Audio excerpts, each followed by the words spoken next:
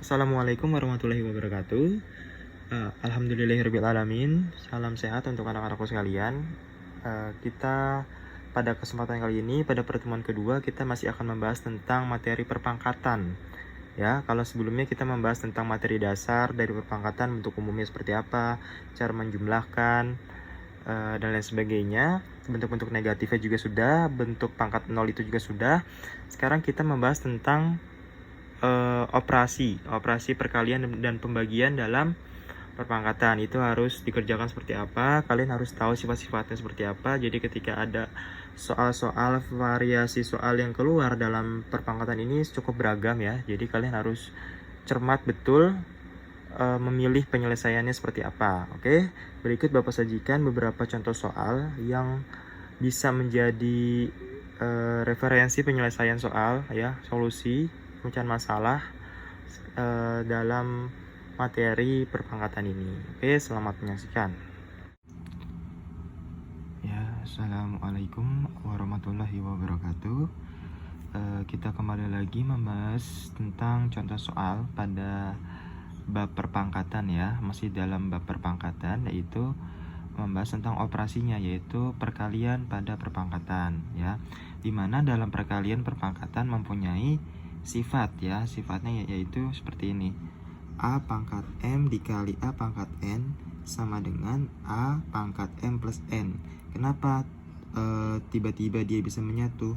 Karena basisnya dia sama. Jadi dengan kata lain, perkalian pada perpangkatan, jika basisnya sama maka pangkatnya bisa langsung ditambah ya. Jika basisnya sama ya, basis itu A-nya ini ya. Jika basisnya sama, nih A-nya ini, maka pangkatnya bisa langsung ditambah. Oke, seperti contoh nomor 1 ini ya. 3 pangkat 2 dikali 3 pangkat 3. Karena di sini basisnya sama ya. Basisnya sama-sama 3 ya. Maka bisa menjadi seperti ini: 3 pangkat 2 tambah 3. Yang hasilnya adalah 3 pangkat 5 ya. Jadi kalian tidak perlu menjabarkan 3 pangkat 2, 3 kali 3, 3 pangkat 3, 3 kali 3 kali 3 ya, tidak perlu. Kalian tinggal menambahkan aja pangkatnya 2 tambah 3. Dengan catatan angka basisnya ini harus sama. Kalau 3 ya 3 semuanya, kalau 4 ya 4 semua, seperti itu ya. Contoh lagi yang kedua, minus 4 pangkat 2 dikali minus 4 pangkat 3. Karena di sini sama-sama minus 4, maka bisa dibentuk seperti ini: min 4 pangkat 2 tambah 3 ya. Karena basisnya sama-sama min 4. Jadi sama dengan min 4 pangkat 5 ya. Kemudian nomor 3 sama seperti contoh pertama, yaitu kita tinggal menambahkan saja pangkatnya karena basisnya sama-sama 4. Basisnya sama-sama 4, berarti 4 pangkat 6 tambah 3 sama dengan 4 pangkat 9 ya. Yang terakhir, yang satu pangkatnya 4, yang satu lagi pangkatnya min 3, basisnya sama-sama 8. Nah, kalau ketemu pangkat yang negatif jangan kalian anggap bingung ya, jangan bingung. Sebenarnya prosesnya sama saja, yaitu tinggal menambahkan pangkatnya. 4 tambah min 3 ya. 4 tambah min 3, min 3 dikurungin. Karena di sini pangkatnya bukan positif tapi negatif, maka tetap penulisannya dalam bentuk negatif, dan kalau perkalian itu selalu ditambah. Jadi bentuknya seperti ini: 8 pangkat 4 plus ketemu min jadi min ya, jadi 4 jadi min 3. 8 pangkat 4 min 3, jawabannya adalah 8 pangkat 1. Seperti itu ya. Balik lagi di contoh kelima ya. Contoh kelima yaitu 9 pangkat 6 dikali 9 pangkat min 4 ya. Ini operasinya masih perkalian, dimana perkalian itu pangkatnya ditambah jika basisnya dia sama ya. Ini kalau di contoh ini sama-sama 9, berarti pangkatnya langsung bisa kita tambah, yaitu 9 pangkat 6 ditambah negatif 4. Negatifnya jangan lupa nih ditulis minnya ya, karena di awal soalnya juga dia bentuknya negatif. Jadi tetap penulisannya dalam bentuk negatif. Nah, di sini ada dua tanda nih, ada plus ada min, dia nggak boleh. Jadi kita harus mengalihkannya dulu. Plus kali min adalah min. Jadi 6 dikurang 4 ya. 6 dikurang 4 adalah 2. Oke, paham ya? Nah, ini yang nomor 6 adalah contoh terakhir. 8 pangkat setengah dikali 8 pangkat 1/6. Proses pengerjaannya sama ya. Ini bedanya dia bentuknya pecahan. Jadi jangan bingung, sama aja sebenarnya. 8 pangkat setengah ditambah 1/6. Karena di sini operasinya penjumlahan pecahan ya, dimana penjumlahan pecahan itu penyebutnya harus sama dulu baru bisa kita tambah, gitu kan ya. Jadi kita mencari KPK dari 2 dan 6. 2 dan 6 KPK-nya adalah 6 ya. Nah, kita menggunakan 6 penyebutnya, berarti 6 dibagi 2 3. 3 kali 1 3. Yang ini karena di sini sama-sama 6, jadi satunya yang di atas langsung kita pindahkan saja ke sini ya. Jadi sudah sama-sama 6 penyebutnya, bisa kita tambah 3 tambah 1 4. 4/6 disederhanakan lagi menjadi sama-sama dibagi 3, jadi 2/3. Jadi hasilnya adalah 8 pangkat 2/3. Seperti itu ya. Ya anak-anak, kita lanjut ke subbab berikutnya, yaitu tadi tentang perkalian, sekarang tentang pembagian ya. Pembagian pada perpangkatan ya. Sebenarnya proses pengerjaannya itu sama, bedanya adalah kalau dalam perkalian dia pangkatnya ditambah, nah kalau dalam pembagian pangkatnya dikurang. Jadi bentuknya seperti ini ya. Misalkan A pangkat M dibagi A pangkat N ya. Nah, kalau bentuknya seperti ini, ya kan basisnya sama-sama A. Kalau basisnya sama-sama A, sama seperti perkalian, dia langsung bisa dikurang pangkatnya. Jadi jadi sama dengan A pangkat M dikurang N. Gitu ya. Nah, kita langsung masuk aja ke aplikasi soalnya, yaitu di sini ada 3 pangkat 9 dibagi 3 pangkat 4 ya. Basisnya sama-sama 3, berarti langsung kita bisa kurangkan pangkatnya. Jadi 3 pangkat 9 dikurang 4. Jadi jawabannya adalah 3 pangkat 5 ya. 9 kurang 4 5. Nah, dalam soal pembagian biasanya penulisannya ada yang seperti ini ya, yang pembaginya dengan tanda titik 2, atau juga yang disajikan dalam bentuk pecahan. Nah, ini kalian jangan bingung nih, ini sebenarnya prosesnya pembagian juga ya. Jadi penyelesaian adalah di sini basisnya sama-sama min 7, sama-sama negatif 7 ya, berarti kita bisa mengurangkan langsung pangkatnya. Jadi min 7 pangkat 7 dikurang 5. Jadi min 7 pangkat 7 kurang 5 2. Seperti itu ya. Contoh ketiga, 4 pangkat 3 dibagi 4 pangkat min 1 ya. Nih, di sini bukan positif tapi negatif. Bagaimana? Berarti di sini basisnya sama-sama 4.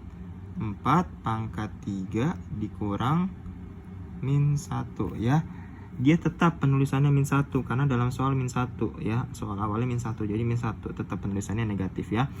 Jadi di sini ada dua tanda nih ya, negatif sama negatif. Itu tidak boleh double. Jadi kita harus mengalihkannya dulu. Min dikali min, min kali min ya.